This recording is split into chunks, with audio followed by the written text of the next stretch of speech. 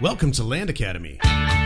This is the Cash Flow from Land show, where we show you how to buy unwanted vacant land and sell it for more on the internet. I'm Steve Butala. I'm Jill DeWitt. We are your hosts. With over 15,000 completed transactions, we are the experts in this niche land flipping business. We hold a drawing to win a free property every month. Enter to win by reviewing this show on iTunes and downloading our free ebook at landacademy.com. All right, let's get this show started. Hey, this is Steve Butala for Land Academy. Welcome to our Cash Flow from Land show. In this episode, Jill and I talk about buying land in other countries. Is it a good idea or is it a bad one? I've done it both ways, and I'll share you some stories and give you some advice. Jill, are you surviving this chilly, cold, crazy Scottsdale weather okay? Because I know you're from Southern California, and it's hard on you. It is. 40 degrees is tough. I'm wearing a sweatshirt and a turtleneck today. And yep, well, you know, it's funny you say that. I was watching the news this morning, and I was noticing New York was commenting how they're having the opposite. And they're pushing 70, and everybody's kind of melting and not happy about it. And I thought it was funny that New York is actually warmer than Scottsdale, Arizona today. If you could imagine that, by 20 degrees too. It's really funny. It's December. Mm-hmm. It's crazy. Do you have any desire to own real estate in Mexico? Oh my goodness, no. I saw that question and I thought, all right, I don't even want to talk about it with you ahead of time. I want this just to happen like it's happening right now. And I just know why.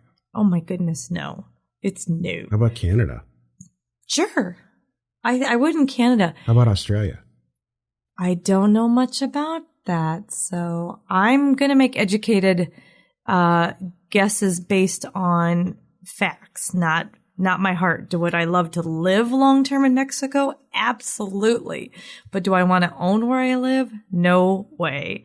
You know, it's from the legalities, and when you get into these other countries, there's a lot that can go wrong, and I'd just rather not mess with it. So here's the issue that I have with it, and I've purchased lots of property in Canada, actually. And I spent a month in Costa Rica researching and figuring out how to buy property there. So, and in the end, what I came up with is this: there's no real recourse if something goes wrong. You know, and the very few times that some stuff's gone wrong in the career that I've had here flipping land and other types of real estate, you know, the very few times I could call my attorney and say, this guy's just not complying, or let's go through the legal procedures to make sure that we can get what we want out of this thing because it's going sideways. I can't imagine doing that in Mexico. Right.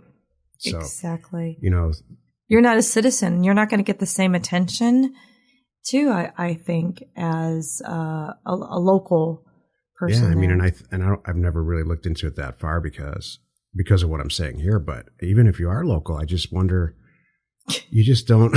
Have you ever met a Mexican attorney? No. See No, I haven't either. I've never. Isn't that interesting? And you know, driving around, it's not like you see a lot of legal. There's not like a learner in row in. I don't know. So I took a class specifically all about buying property in Mexico, and this was several years ago. Oh, I would love to hear about this. And it said, well, the thing that, you know, you always take one thing away. Mm-hmm. There's no financing at all. All right, there's just no banks. Well, that's good. I'm happy about that. I mean, so yeah, that's so it fits our business model. There's no real financing, but you know, as far as houses and stuff goes, there's a lot of seller financing. Right. So it's just like a story of the haves and the have-nots. So if little guys like us go in there and buy 40 acres and it just doesn't work, or someone doesn't want you there, we have no recourse. There's nothing we can do. Yeah, and I don't mean to pick on Mexico. It's just because it's so close to us here, but it's all of that, all of South America. It's just scary. Yeah, the thought of not only owning it in some areas that aren't as, I don't want to say advanced, but technologically savvy or whatever. But could you imagine like making payments?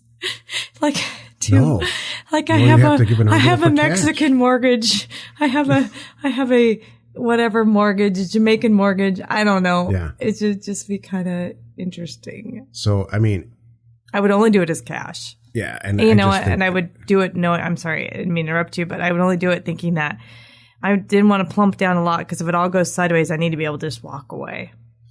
Yeah. So you'd make a payment and you'd get a receipt, like with a piece of paper, handwritten receipt, like it's 1954. Like ripped out of a booklet. Coupon booklet. Yeah. Anyway, so exactly, Jill, I'm glad you said that. We're not picking on Mexico or South America or anything. There's different ways everybody does stuff, and it's fine. I know I researched one time because I was looking at buying some property in Italy, and the way that it's all cash too, right? Culturally different. Yeah. No, you can get a mortgage, but mortgages are a typical mortgage in Italy is 50% down, or it was when I researched it anyway. So to answer the question, can you flip land in Canada or Mexico or Australia or anywhere else for that matter? The answer is absolutely yes if you know what you're doing and you're local. Yeah. In Canada, I had a great experience. I bought several properties and I still look there. Actually, we teach it in part of the program. But, you have to be careful there. What I found that was real interesting in Canada, and it kind of caught me by surprise, is that there are fees and taxes that are associated with the transaction itself. So when you go through escrow, you got to pay. Right. You have to kind of pay. And I'm not sure if that was because I was, I'm not Canadian. Right. All I'm saying is there's different stuff. Do you think they do stuff to deter us from doing that? No. Okay. No, not at all. No. I just think that's like a local customs and a culture and that's just the way they do business. Got it. I'm really happy buying and flipping land here in the U.S. Seriously. Here's what's so interesting. The flip side is it's very easy for people in other countries to buy and sell land here. Thank you. That was one of my points. It's easier for them. And we have a number of international, members in our Land Academy program that, I'm trying to think, Belgium, we have Italy. Belgium, Italy, Japan. I thought about this before I turned the mics on. I know, I'm trying to think where else. I know we have some others, and I can't think of them right now. Australia. Oh, Canada. In Canada. Uh-huh.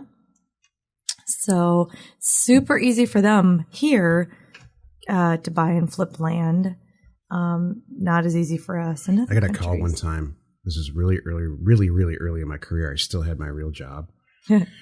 And I got a call from a guy from Israel, and he said, I saw your stuff on the internet, and I want to make you an offer for every single property that's in your inventory. And I took it. That's great. And we did it. That's great. Well, no, I think we talked about this on old shows, maybe on the old show, but, all the time I have people reaching out to us on, buying off eBay or just off our website on the land stay on our regular company side. Right. I have tons of international buyers, not people just learning to flip land, but just buying land and investing in land here. So, and you don't really handle it any differently other than I often record the deed for them because it's kind of a pain to be sending the deed over to, Ireland, and then they're sending it back here to be recorded. So I usually take care of it for them is the only difference. But yeah, I mean, I guess what it really, the ultimate point is why there's so much opportunity here, and it's so laid out for us, in such an organized fashion. And it's just, it's what I think, nothing's risk free, but it's so easy. Right. So why wouldn't you? Exactly. I think there's 3,500 counties in this country? 3,400. And how many of those are just in Texas alone? Right. 270 or 50 or something. Right. But anyway, I mean, it's just, can you do it? Yeah. It's a lot of work. Right. And that's what I come back to. All right. Do I want to invest a lot of time and energy in that? And I could, but I'm just happy making a lot of money right here in my backyard. Right.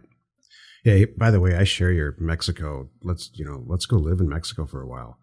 If you can, and you could do this here. You could do this program from Mexico or anywhere, really. You're right. That's a whole nother point. I think I would rent something there, though. Oh, yeah. I'd VRBO something for like 6 months at a time. Seriously. So I'm just going to share some fun stuff that I know socially about all these other countries. So Mexico, I love Mexico, by the way. Me I love too. going there. I know you do. Their rent compared to our rent is like 1/10, literally. You can get a place on the beach for, $200 or $300 a month. That's awesome. But their electricity is a lot more expensive than ours. Isn't that interesting? That is very interesting. So, I know that Canada, I know a few Canadians that live in Arizona or they come down here and go back, and they said that real estate prices are skyrocketing there. They never really had a recession like we did, like a real estate recession in the late 2000s. That makes sense. That's why they're all buying up southern Arizona. Right. And it's warm and it's nice. I spent a month in Costa Rica once trying to figure this out, because you can subdivide property there just by rewriting the descriptions. And in the end, I came back and said, you know what? It takes 6 to 8 months to get a deed recorded there. What? And Why? Just because that's their, like I said earlier, it's their custom and their culture, and that's just how it gets done there, It's not good or bad, it's just the way it is. I mean, do you get to if you're buying a house and you want to move in and like in our world, you close on whatever date and you get to move in. Do you have to wait? I don't know. Does it take 6 months to move? I didn't get that far because I said there's just no way. That's amazing. That's funny. They also have this squatter rule. What? I forgot about this. So, yeah. So, you know how our old... Oh, now it's funny. Our old homestead laws are, you can't... If you fence... It's not this way anymore, but if you fence a piece of property in for X amount of years... Right. And there's other... You're paying the taxes or something and nobody... Yeah, I don't know if you have to live there or you have to work the land. The laws changed over time, and I think ultimately it ended in 1976, I think. But, they have a rule there that if someone owns property and they don't live on it at all, and somebody moves into it and lives there for a certain amount of years, I think it's like 8 years, and no one contests it, they own the property. That's not cool. I know. Well, it's cool or not. I don't know. It's just, I guess my whole point in all this is there's just a lot of stuff you have to deal with when you could just buy property in the state that you live in. Right. And sell it to somebody on Craigslist or Landwatch or whatever. Right. I'm just curious. Our show is about squatters? Oh my God. Where is this going? Some of these technical shows, we have to try to make them interesting. Exactly. Aren't we interesting? You are. Oh, thank you. Oh, that's hilarious. You are all bundled up. Are you? I am bundled up. No, I'm very comfortable today. I really like this. I was looking around last night and I pulled up our Periscope link and I haven't touched it in months, I think. And I thought, oh, look at all these people found us on Periscope. No, and I thought that might be kind of fun sometime to turn it on while we're recording because we joke about having a camera here in the studio. I'd have to put makeup on and stuff. You would? Yeah. No, you wouldn't. You're so silly. No, I just thought, I was thinking about that yesterday, that we might turn on a little Periscope thing because that would be cool. That'd be fun. Every once in a while people ask us to do that. To just shoot some video, even if it's just still shots to see what it looks like. And I don't do it because everyone's just going to end up disappointed. Oh. That's not true. They could see you with your Mountain Dew here, which you've developed a new love for. It keeps me awake. It's not that I like to taste it or anything. Yeah. That's funny. And I'm over here in my sweatshirt, my water. All right. So if flipping land in Canada or Mexico or Australia or anywhere else for that matter is not worth the effort and the research effort and the stuff all the unknowns, then where do you flip land if you're just starting out pretty quickly? This is all ad lib. This is really good. Oh, wait, you're talking international? Mm-mm. Oh, you're talking domestic. Yeah. Okay. Let's say you live in Arizona. Let's say you live in Massachusetts. So where would I flip land? Yeah. Oh, where would I get my best bang for my buck? Yeah. Oh, I'm going to tell everybody right now. I'm just kidding. No, seriously. No, I'm just saying, well, I'm sorry. I go back to your standard answer is there's a lot of places. What's best for you? You need to do a little homework on what's good for you. Somebody held a gun to my head and said, choose right now. You have to choose places to buy property.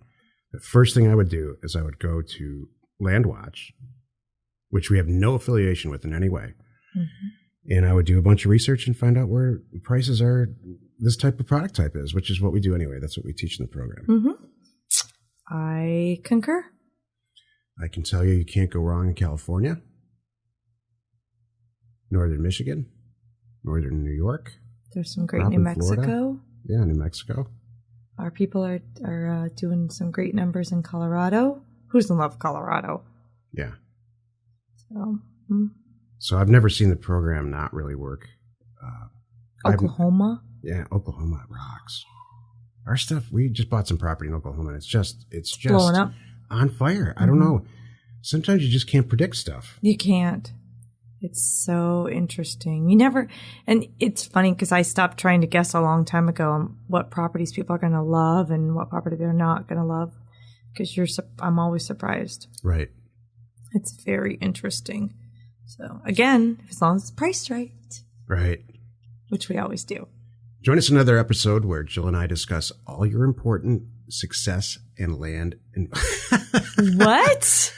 Join us in another episode where Jill and I discuss your all-important success in land investment and in life. You're not alone in your real estate ambition. You know, we're usually not recording this early in the morning, and I... Oh my gosh. We're making excuses? Are you awake? I've been awake for 6 hours. Maybe that's the problem. No, it's just a topic. It's a good topic. It is. It's a great topic, and you need to know about it. But it comes up. The answer is just pretty much no. Don't do it unless you have a real specific reason and you live there, and it's a culturally based thing for you. Right. As an American, just stay out of that. Yeah, I wouldn't be doing it as an investment. You know, I'm with you. Just to buy it and flip it and do that. But yeah, if I was living there, and you're right, I'd pay cash and do it that way. Let's go buy some property in America. We hold a drawing to win a free property every month. Enter to win by reviewing this show on iTunes and downloading our free ebook at landacademy.com. If you want to get involved or you need more information about our profitable, niche real estate operation, call 480-467-0359. You just might get Jill at the other end of the line. landacademy.com. You are not alone in your real estate ambition.